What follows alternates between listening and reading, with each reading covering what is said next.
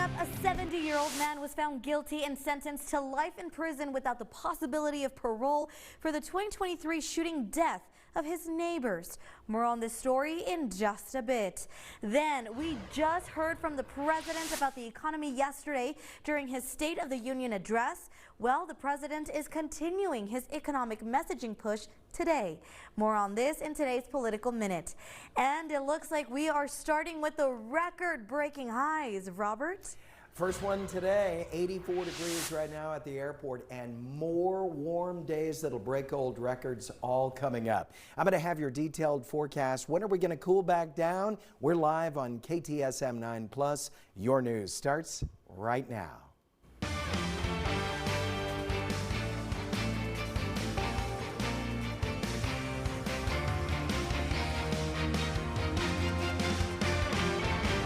You're watching KTSM 9 News First at 4. Starts right now. Well, we begin with breaking news. Congresswoman Veronica Escobar is the first Democrat to call on Texas Congressman Tony Gonzales to resign. Good afternoon, everyone, and thank you so much for tuning in to KTSM 9+, your digital newscast. I'm Veronica Cortez. Now, this all comes after revelations that Gonzales sent sexual messages to a staffer with whom he allegedly had an affair with. Escobar sent KTSM a statement reading in part, quote, "A young woman is dead, her son lost his mother, and a family is grieving. Yet it seems that Tony Gonzales only cares about his political survival. The text messages and statements are credible and damning. He should resign," end quote. Now, Escobar's statement does come after Texas Congressman Tony Gonzales told reporters in the state capitol yesterday that he is not going to resign. Gonzales ignored reporters' questions about whether the reported text messages with the staffer who died by suicide last year were accurate. He instead told reporters, quote, "I am not going to resign. I work every day for the people of Texas," end quote. Gonzales is in a competitive Republican primary on March 3rd. Pro-gun activist Brandon Herrera is Gonzales' best-known challenger. Now, despite repeated attempts to comment, we are still waiting on a response from the U.S. representative. However, Gonzales has already told reporters that he will not resign. And we continue with coverage. A jury has found Nathan Rivas, one of 4 defendants accused in the deadly Young Park shooting in Las Cruces, guilty of first-degree murder for all 3 counts. Now, this all comes after a week after his older brother, Tomas, was also found guilty of first-degree murder for his role in the same shooting. Rivas is the second of 4 defendants to go on trial in this case. Now, the other 2 defendants are scheduled to face a jury in April and July. KTSM 9 News reporter Diana Castillo, she has been following this trial since the very beginning, and she's going to have more on this verdict coming up in our later newscast starting at 4:30. And in developing news, a 70-year-old man was found guilty and sentenced to life in prison without the possibility of parole for the 2023 shooting deaths of his neighbor. Now, the El Paso District Attorney's Office says that a jury found Mario Lechuga Velasquez guilty of capital murder in the deaths of Joseph Carter and James Burton. Now, the DA's office says surveillance footage from Velasquez's home showed him approaching Carter and shooting him. Minutes later, Velasquez went back outside, walked across the street, and shot Burton. And the El Paso County Sheriff's Office is asking for your help in finding a missing 14-year-old boy. Axel Esparza was last seen on February 13th after leaving his home on Barnard Drive.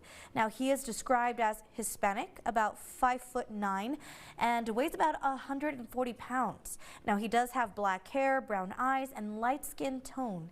Now, investigators say that they do believe Axel may be in the Sparks area and could be accompanied by a female who is known to frequent that area. Anyone with information on his whereabouts is being asked to contact the El Paso County Sheriff's Office at the number you see right there on your screen. And the other big headline for today, of course, is our weather. Today, day 1 of record-breaking heat. You wouldn't think that's the case looking at this tower camera where it looks a little hazy out there, a little cloudy, but we are in February and we are in the 80s. Robert? I know. You said it all. We've already put one record in the record books. I feel like the Olympics adding up the gold medals. Well, we've got more medals coming this week because that ridge of high pressure is going to keep us quite warm. 83 at the airport right now. We've come down a little bit. Now the winds are at 8 miles per hour, gusting to 19 miles per hour. Here are your high temperatures, of course, 84 so far today. That puts us in the record books. The old record was 83, and that was set back in 2009. Other high temperatures, 79 Alamogordo, 80 Deming, and 84 for Juarez. So far today, I'll have the official highs a little later this evening. But the big dominant ridge of high pressure has settled in, and it will keep us above normal and in record territory all the way through the end of the week and into the weekend as well. Now, it's been moderately gusty so far today. The winds will die down. They will be much lighter tomorrow. 83 is my predicted high tomorrow. If we hit that, it'll tie a record, and you can see 85 Friday, 87 on Saturday, all potential records. I'll have your detailed forecast coming up in just a little bit.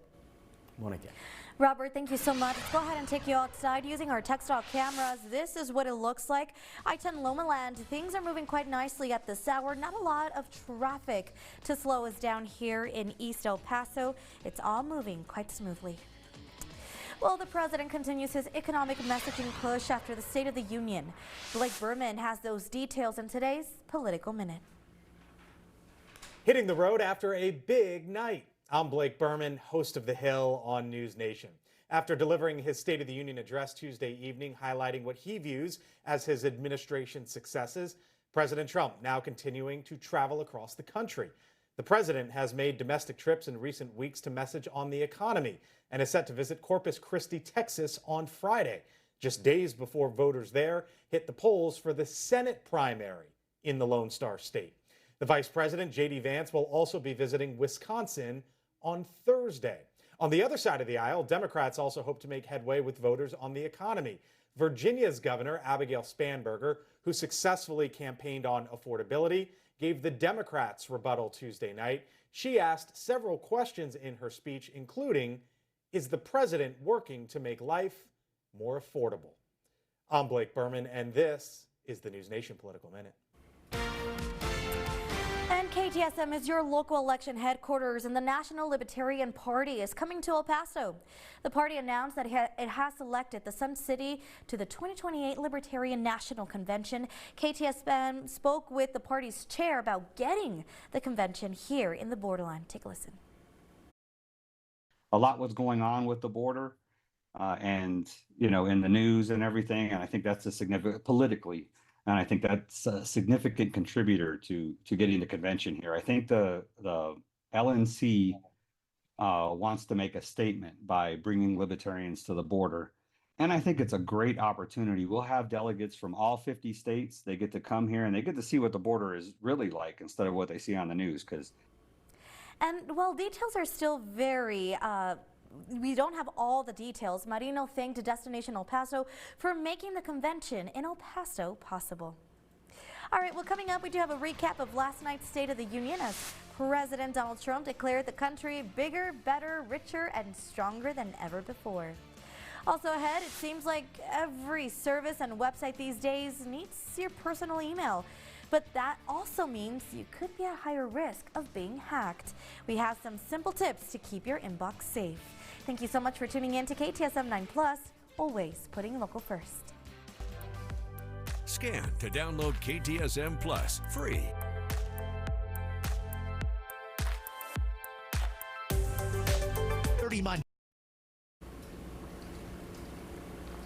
Welcome back, everyone, to today's In the Comments segment. President Donald Trump has pitched his vision of a golden age of America in record-length remarks to Congress, touting his administration's wins as attacking rival Democrats. Now, the president declared that the country is bigger, better, richer, and stronger than ever before. While many Democrats boycotted the speech, many party members sat in silence throughout the president's speech. Trump did have a few standout moments, one of them being when he welcomed the U.S. men's hockey team quickly, becoming under scrutiny after footage of a locker room call where the president told the men's team that he would, quote, have to invite the women's team to the White House or else he probably would be impeached. Now, we did share the story all over social media accounts, and lots of you wanted to chime in, so we're going to start off with Marianne Laxton, who says the Dem leaders are evil, pitiful people who can't even stand for putting Americans before illegal immigrants. That said it all. Sol Vanessa Padilla Moduro says in part, quote, the Democratic position is built on the idea that true patriotism involves advocating for all people under the American flag, believing that a fair and humane system is the best way to serve U.S. citizens. When they took their stand or remained seated during the State of the Union, they were communicating several core priorities. And finally, Cesar Cis Heredia writes, what a circus. By the way, the women's team, well, they did decline his invitation to attend his address to Congress. And here at KTSM, of course, we value your opinion and we want to hear more from you. So make sure you're following us on all of our social media platforms to keep in touch with us through the comments. Don't go anywhere. We'll be right back after this quick break.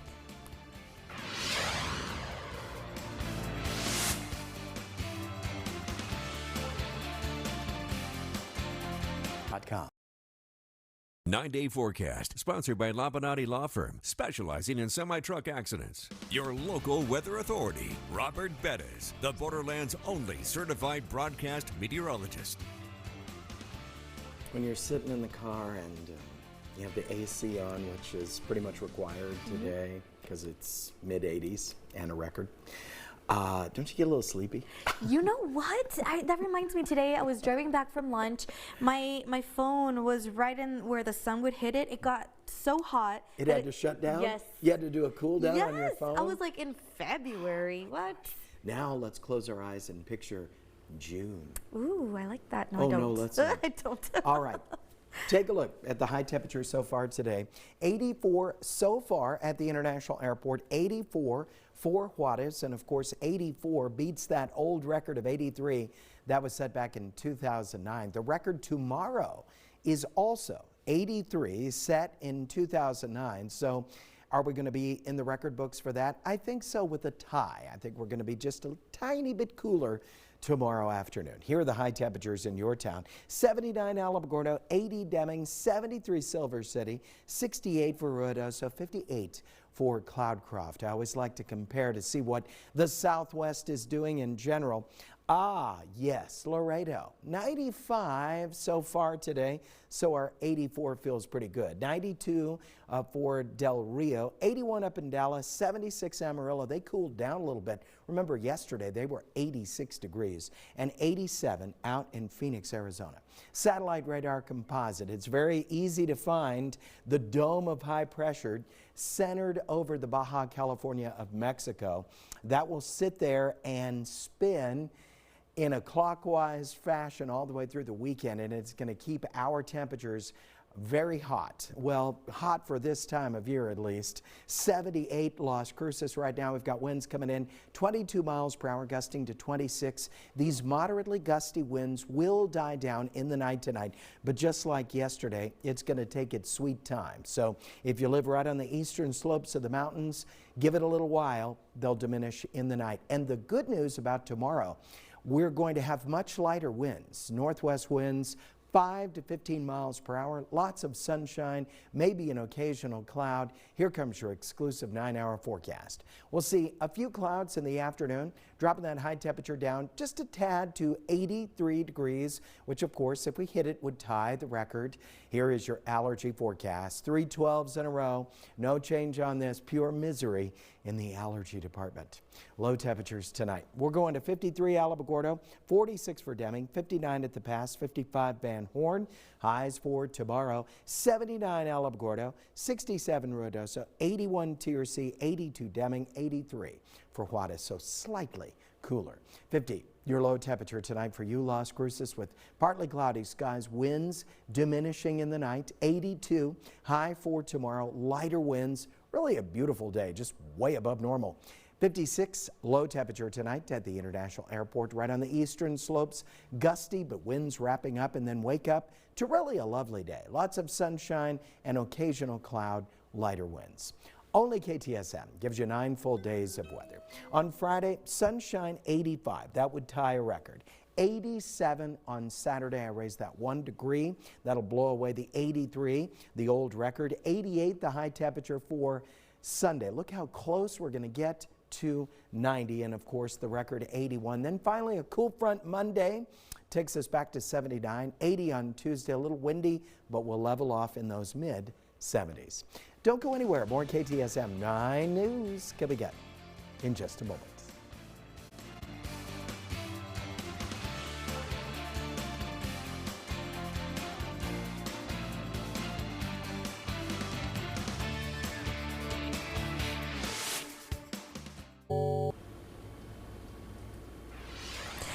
Welcome back, everyone. Well, there's a very simple trick to protect your email address. In Rich DeMuro's story tonight, he explains how to do that. Check it out.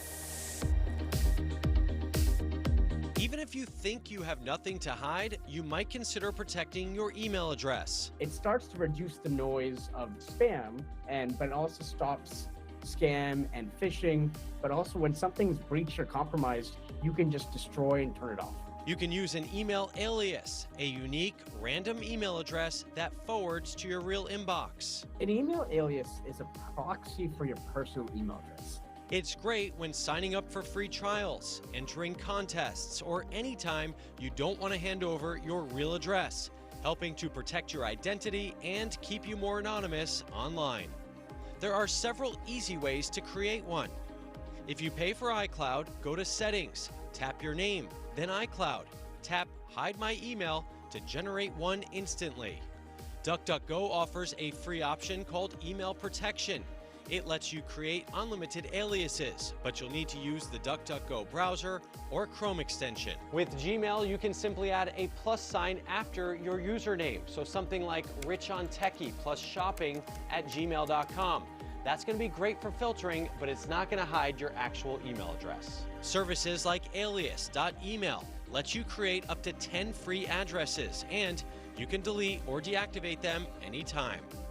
Addy.io offers something similar with a more robust dashboard. They also have a free plan.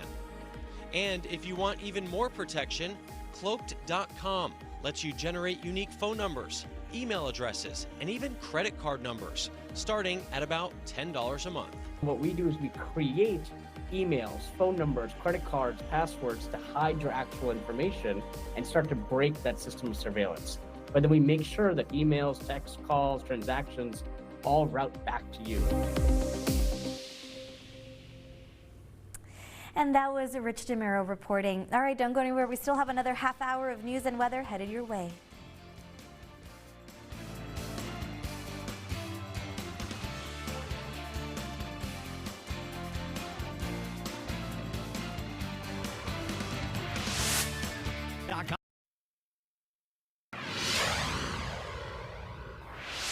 We find the defendant, Nathan Giovanni Rivas, guilty of murder in the first degree as charged. That was the verdict a jury reached in the trial of Nathan Rivas, one of the 4 defendants charged in connection to the deadly March 2025 shooting at Young Park in Las Cruces. Welcome back to KTSM 9+. I'm Monica Cortez. Rivas is the second of the 4 defendants to go to trial, and the first was his older brother Tomas, who was convicted of first-degree murder last week. Our KTSM 9 News reporter Diana Castillo, she's been following this trial since the very beginning. Diana, what can you tell us today? Well, Monica, it was a very fast-moving day. Now, to give you an idea, the jury went into deliberations around 11 this morning, and an hour and a half later, they had their verdict.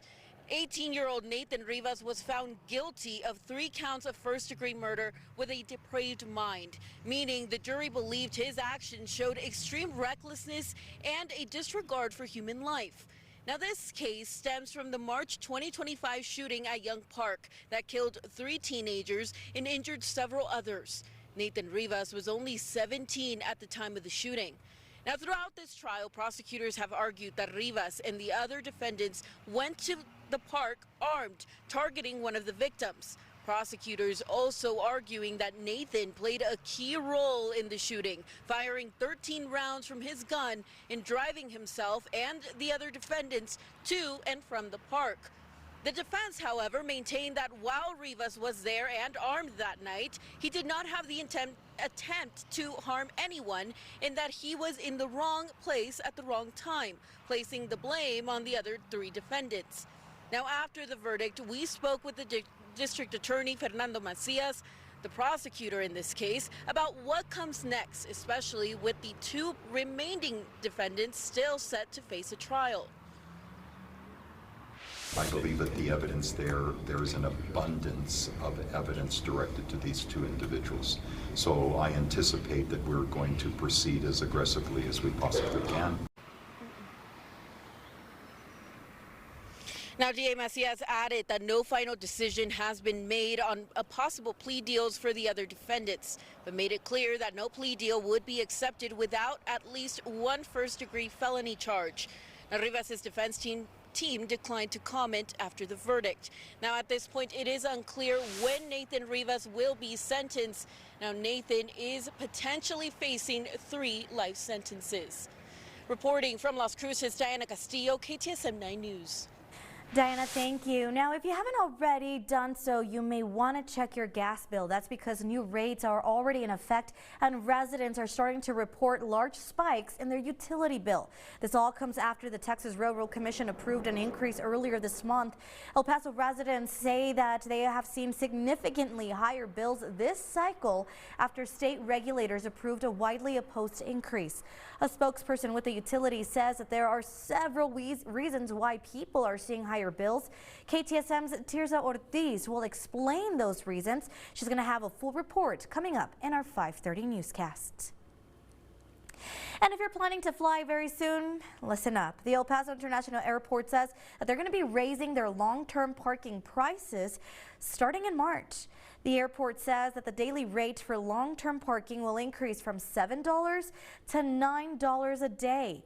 The adjustment was approved by El Paso City Council as part of the airport's fiscal year budget. The city says that the updated pricing reflects rising costs while allowing the airport to reinvest in their parking facilities in the future. The new rates go into effect Sunday, March 1st. All right, and speaking of a March, you know what? It looks like March may see some summer-like temperatures. Right now, we're looking a little bit of a haze out there in our skies, a little bit of clouds. But Chief Meteorologist Robert Bettis says we've already broken record highs. Are you trying to tell me we're not in March? I feel like once February ends, we're going to go straight into June, July. So we're still in February. I think so. Of course we are. Well, you wouldn't know from these high temperatures, Monica. Take a look. 84 so far today. I'll have the official high a little bit later for you. That's what I predicted. If we hold there, of course, that's a new record. 83, the old record set back in 2009. We're going to line up a bunch of records and either tie them or beat them all the way through the end of the week and into the weekend ahead. 83 is the temperature at the airport right now. We've got partly cloudy skies, winds gusting to about 19 miles per hour. The winds will stay active for a while, coming in from the west-northwest, gusting to anywhere from 25 to 35 miles per hour before slowly dying down in the night tonight. Good news for tomorrow. The winds are going to be much, much lighter. We might see a few clouds. We're going to take that temperature down about a degree to 83, which of course would tie the old record. Then we're going to start the warm up as we cruise into the weekend. 85 Friday, 87 Saturday, and these aren't even the warmest day. I'm going to have your detailed forecast coming up in just a little bit. Monica. Robert, thank you so much. Well, President Donald Trump gave his first State of the Union address last night since returning to office. And last night took a record, the record for the longest State of the Union ever. Now, the president did outline what he says are some of his accomplishments, including the economy and immigration. Now, the president also repeatedly blamed Democrats for many of the nation's problems, including inflation and high prices. President Donald Trump also claimed repeatedly during during his speech that the U.S. is in a stronger position than ever before, even as the Democratic response said the president wasn't doing enough to help the country. People are asking me, please, please, please, Mr. President, we're winning too much. We can't take it anymore. We're not used to winning in our country. Until you came along, we're just always losing, but now we're winning too much. The president did what he always does. He lied, he scapegoated, and he distracted. And he offered no real solutions to our nation's pressing challenges, so many of which he is actively making worse. Now, the 1 hour and 48-minute program broke the State of the Union record held by former President Bill Clinton. Now, the Texas State Board of Education held a special meeting in Austin, mainly focusing on proposed changes to the Texas Essential Knowledge and Skills for Social Studies, putting added emphasis on Texas history. The changes date back to a 2022 fight when the State Board of Education pushed changes to 2025 due to the pushback from conservative lawmakers. On Wednesday, much of that pushback came from the opposite side. State Capitol correspondent Adam Schwager has the story. I urge the members of this board to... Several hours spent on social studies at Wednesday's State Board of Education meeting. I think the biggest change, and Caleb has spoken this as well, is the emphasis on Texas history and the de-emphasis on American history. Jody Denton and her 8th grade son Caleb testified in front of the board.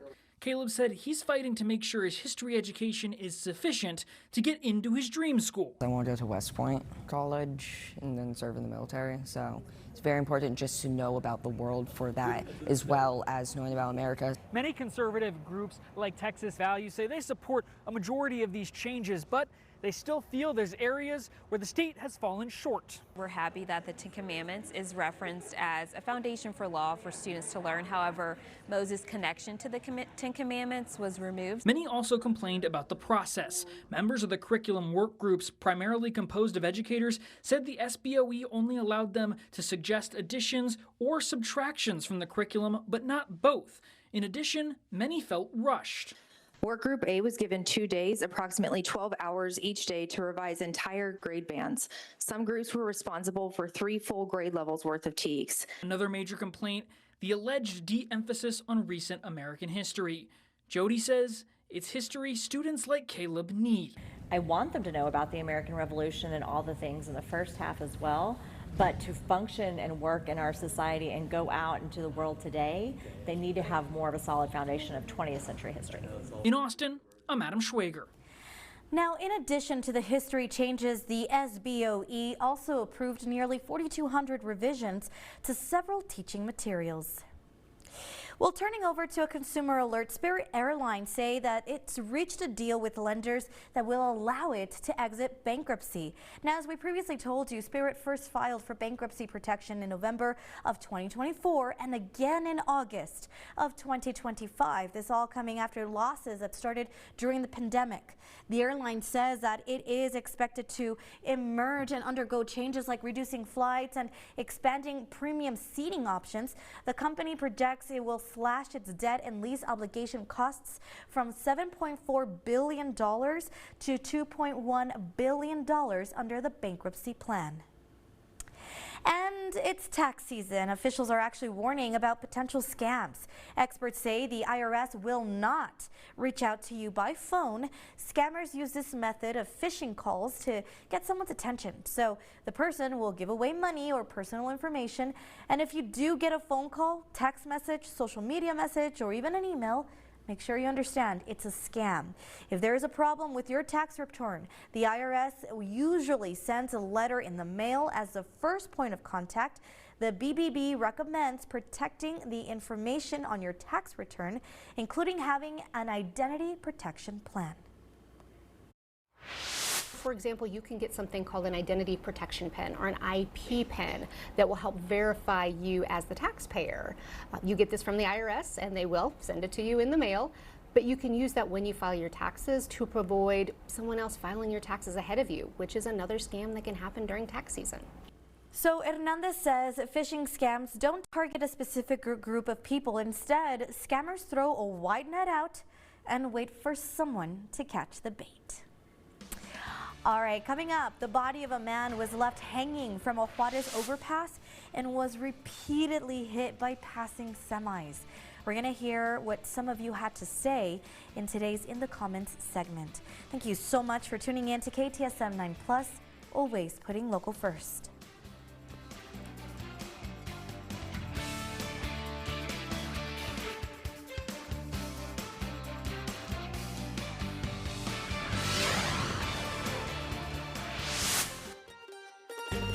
Here is your Italian word of the day.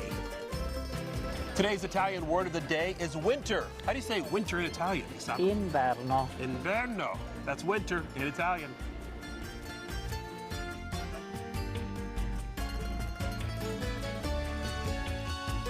Sponsored by AB Pediatric Health Clinic.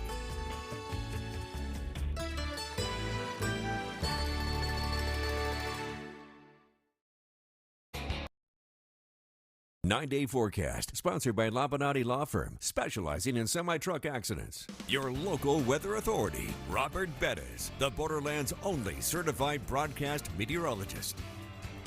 Welcome back, everyone. All right, so check this out. The Downtown Arts and Cultural District is kicking off their Lunar New Year celebration this Saturday.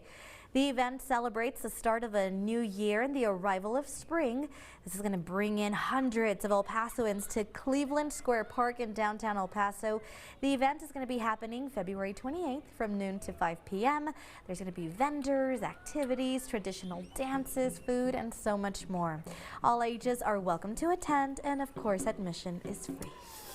That looks good, and it is so timely. It's gonna look fun, yeah. Spring, see those trees right there? I bet by the time it rolls around, they're starting to bud. I keep checking my trees. They're gonna activate anytime now. I feel like with 80 degrees, they should be waking up now. Yeah, they're gonna wake up all right, and then we just pray we don't have a hard freeze, because once they bud, we don't want to go backwards, and so that's the problem with warming up this early. Is there a chance in the forecast, do you see that we're going to cool down? You know, well, we're going to get a little cool front, but back to a hard freeze. At this point, it doesn't look as though it could happen, but we've had some of our biggest snowfall in April. So, that is true. I'm sensing this is not the year we're going to see that. Here is your 9-hour forecast for tomorrow. We are going to come down 1 degree. So here it is. What a beautiful day it shall be. What's better about tomorrow? The winds. The winds will be lighter, coming in from the northwest at 5 to 15 miles per hour. Not as gusty as they were yesterday nor today. 83 the high temperature, so if we hit that, we'll tie the old record of 83. Today, of course, we beat the record. That record is 83, set back in 2009. 84 Juarez so far, 79 Las Cruces, 80 for Deming, and 79 Alamogordo. Right now, we are 77 degrees in Las Cruces. Winds 21 miles per hour sustained, gusting to 28 miles per hour. The winds, especially in southwestern New Mexico around Deming, Lordsburg, along I-10, pretty strong out there right now. So maybe add a little time, check the road conditions for dust. Over here in El Paso, not quite as bad. Up in Ruidoso, it is 66 degrees. That sounds good. Winds gusting to 32 miles per hour with partly cloudy skies. Expect these winds to slowly diminish in the night tonight, just as we saw last night. So past midnight should be just a breeze from the northwest.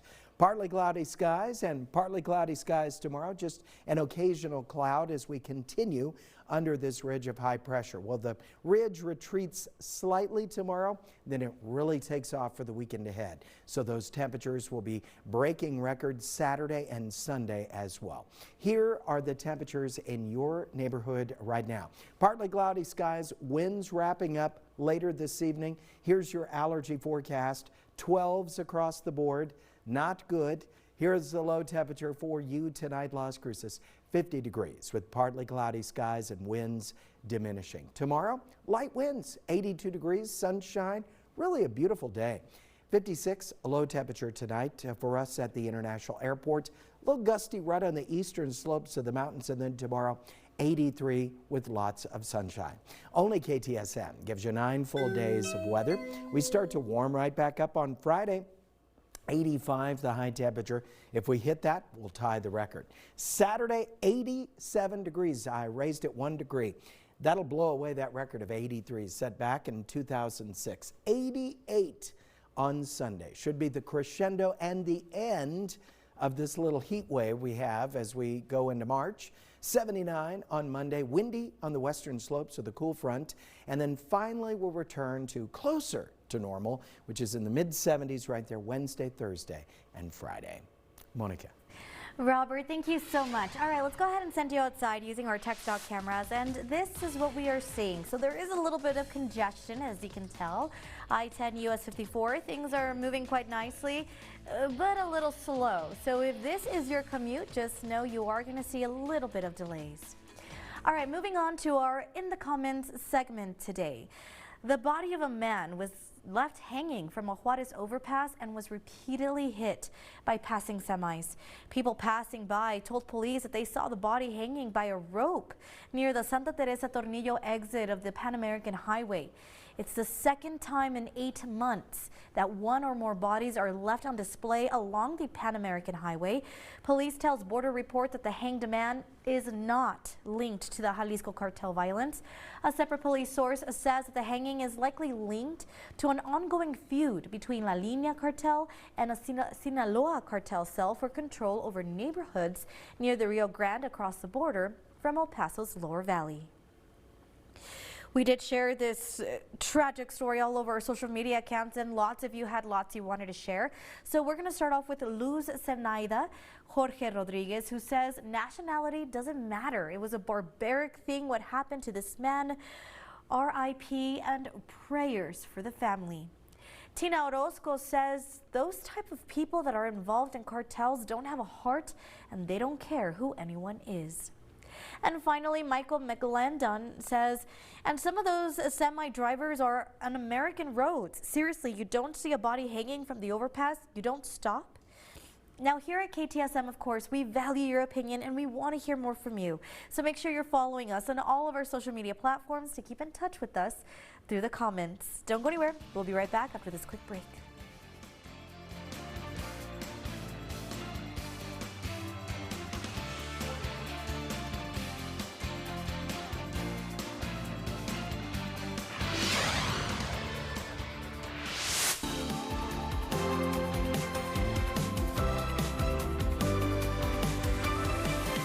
Here today with Dr. Oscar Munoz with Las Palmas del Sol Healthcare, and he's here to talk to us about heart valve disease. Tell us, what is it?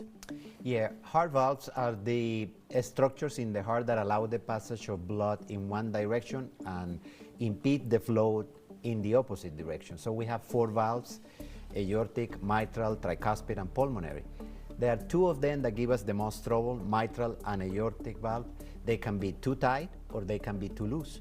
And what happens if you are having that problem is you get shortness of breath. And a doctor with auscultate a murmur, an ultrasound of the heart will tell you if the valve is too tight or too loose. If it's severe, you may need surgery, you may need procedures invasive to your heart. All right, doctor, thank you for your time today. And of course, at any time you can visit laspalmasdelsolhealthcare.com to find a provider near you. Wellness Wednesday, sponsored by Las Palmas del Sol Healthcare.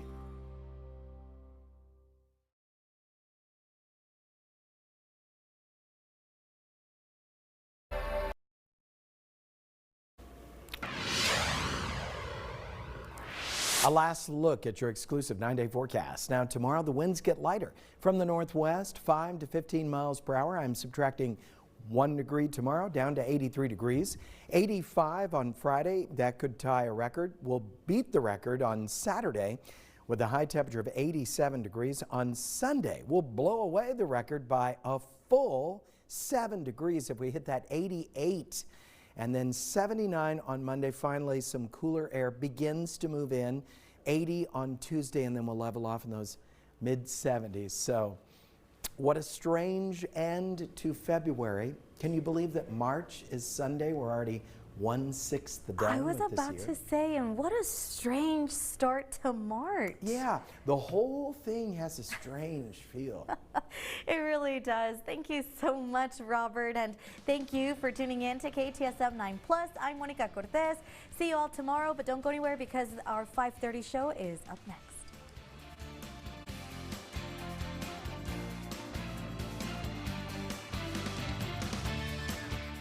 Hair and wardrobe provided by